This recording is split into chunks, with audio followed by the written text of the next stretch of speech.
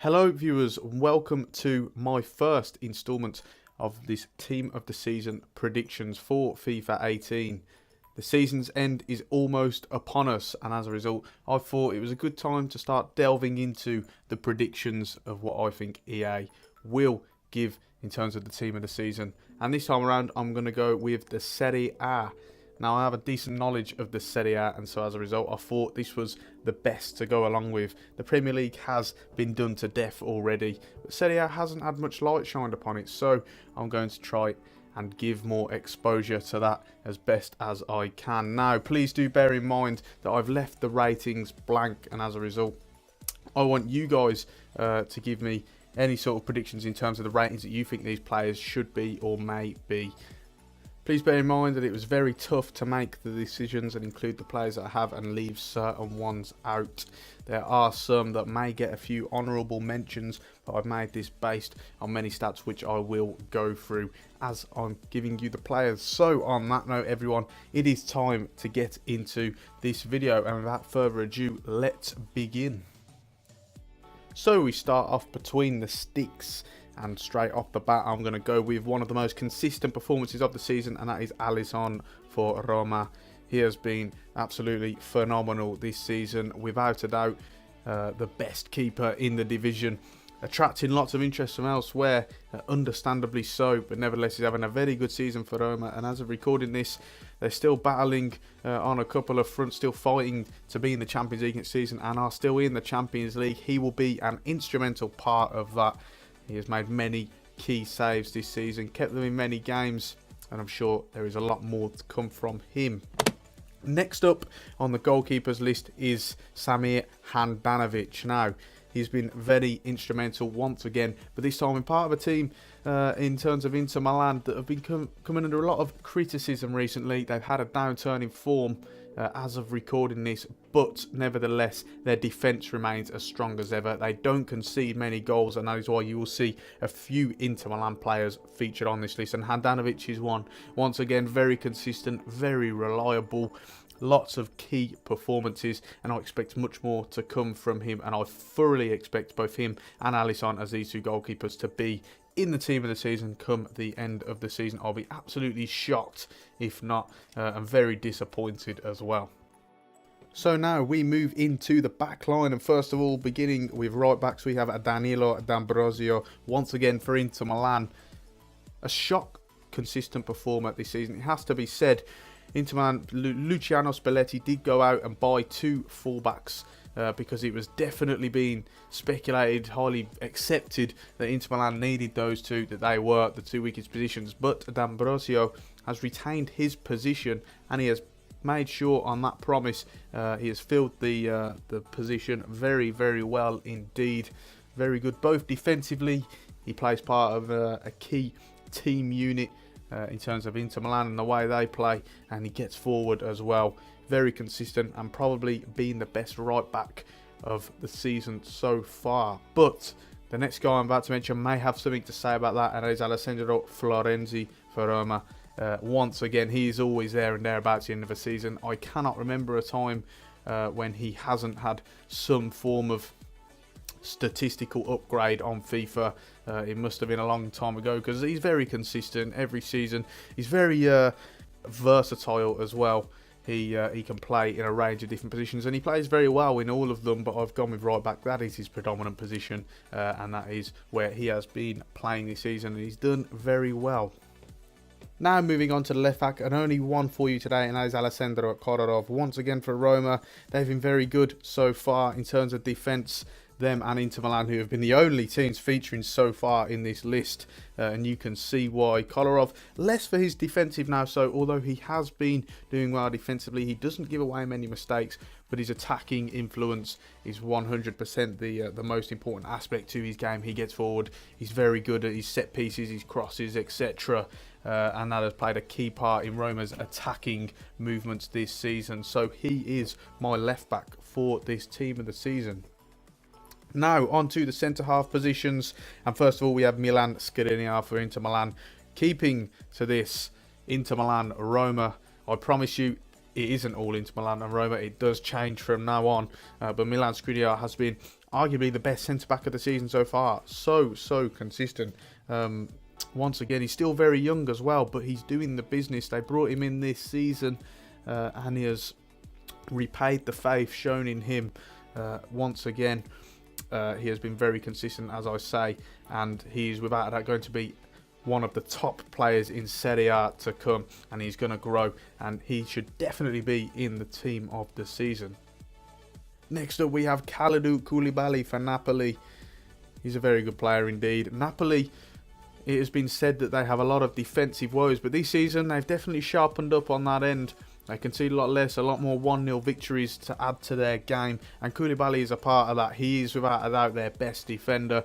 So strong, such an imposing figure, and as a result, he does lead the way. But it's not just his defensive side of the game. He's very, very confident on the ball, and that is essential to the way that Napoli play. They're very possession orientated, and that allows them to play out from the back, along with the likes of Albiol, Goulam when he's not injured, and of course El Cid Husay.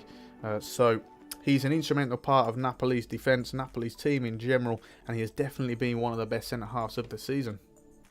Next up, it wouldn't be a team of the season for Serie A without this man, and it is Giorgio Chiellini. You know, he does the business every single season. He's always part of the best defence of the league in terms of the stats, and that is once again so far to the point. They are the best defence in League Juventus, and he has been an instrumental part of that. He is a captain, he's a leader, and he defends so well.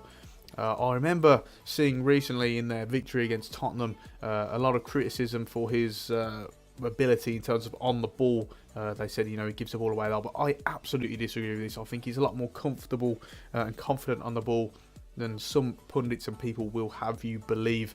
He has a lot of strings to his bow, so to speak, very all-rounded, and that is why he is in the team of the season. The fourth and final centre-back on this list is a slightly controversial one.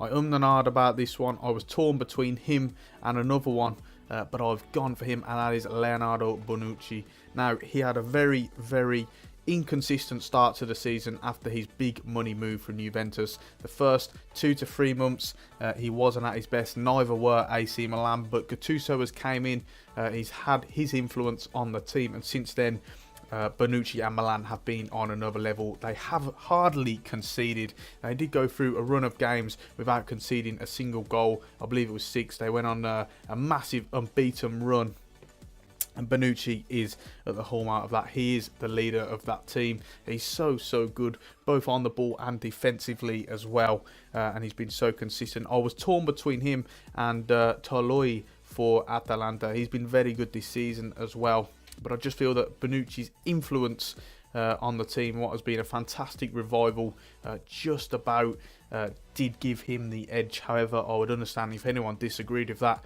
and thought Toloi or anyone else maybe should be in instead. There was a lot of talk about someone like Mehdi Benashia, but for me, Benashia just hasn't appeared in enough games. He's been in and out of a Juventus side that rotates regularly most of the players, and as a result, I do feel that did not warrant a team of the season card to have only appeared in around half of the games this season.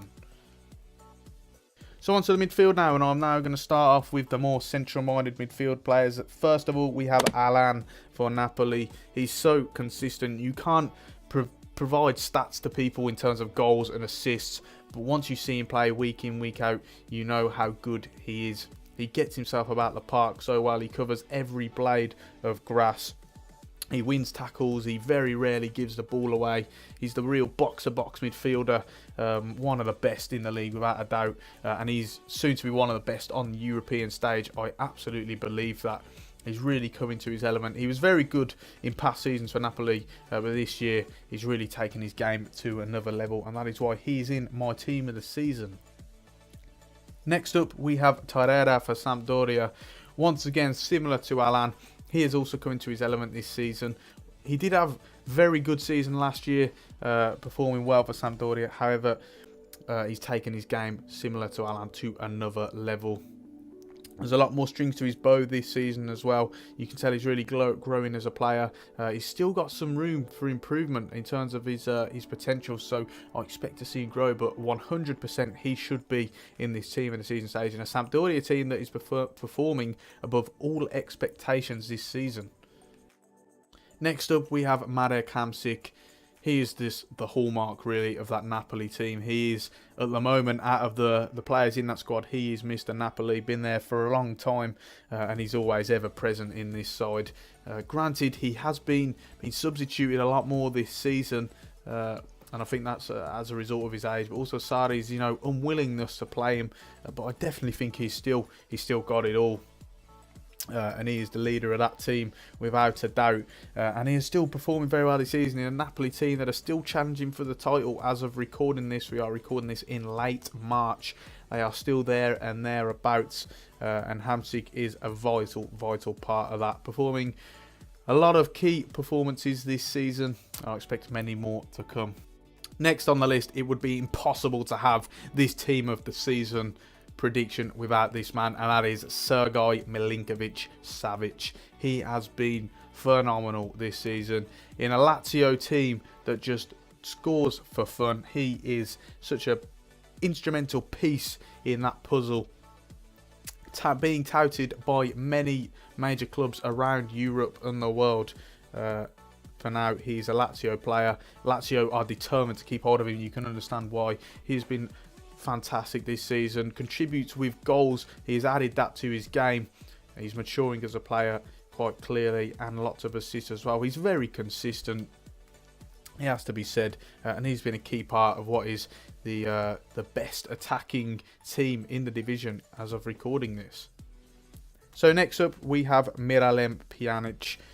He's so consistent once again for Juventus. He's been a lot more rotational in terms of where he plays. He can sometimes play holding mid, central midfield role, or he plays a more advanced role. He just does the job very well when he fits in those places, and still does what he does best. He lays it off very well. He's a very creative player, but works very hard for the team as well, and I feel that's important to his game, an important part to play in terms of being in that Juventus side. So Miralem Pjanic does make the grade. Now, because of the way that football and Serie A is, we have a lot of rotation. So as a result, I've put all wingers, right and left-sided, and central attacking midfielders into this category, and that is attacking midfielders. So first of all, I'm going to start with Lorenzo Insigne. Once again, this Napoli team is performing above all expectations, taking Juventus right to the wire. He is so important to that. Most of the goals come from, or assists come from, either him or another man who I'm going to mention later on in this list. He is the biggest, one of the biggest anyway, attacking threats in the division. Without a doubt, the best left-sided midfielder in the division. Granted, there has not been a lot of competition in that position this season, but he is always there and thereabouts. And he's, without a doubt now, one of the best, not just in the country, but also in Europe as well. In that position, I definitely think that he still has another level to go to, but so far, so good for Lorenzo Insigne and Napoli. Next up, we have Suso, who once again, similar to Bonucci, it's just entirety of Milan's players in general. A slightly disappointing start, very mediocre, quite inconsistent, but has come into his element and has taken his game to another level since the introduction of Gennaro Gattuso as manager. Suso is so dangerous, cutting in on that left-hand side. He has been perhaps the most important figure, other than Patrick Cutrone for AC Milan, in the attacking areas. I think him and Cutrone are, without a doubt, the most important figures for Milan in terms of them bagging goals. They're still not quite as prolific as they would like to be, so that makes them to even more vital, and Suso is an important part of that, so he does make the list. Next up, we have Luis Alberto for Lazio. Once again, as I mentioned earlier, with Milinkovic-Savic, this team scores goals for fun, and Alberto creates goals for fun. He has been, without a doubt, undergoing his best season of his career so far. Both him and Lazio really go hand in hand. The way they play, those attacking midfielders that they have a wide range of them, and he is not even arguably the best, which shows how good they are because of the likes of Milinkovic, Savic, maybe Felipe Anderson as well, etc. Getting in there.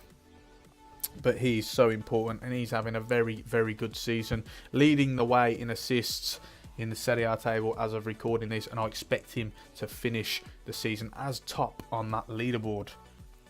Next up, we have Alejandro Gomez for Atalanta.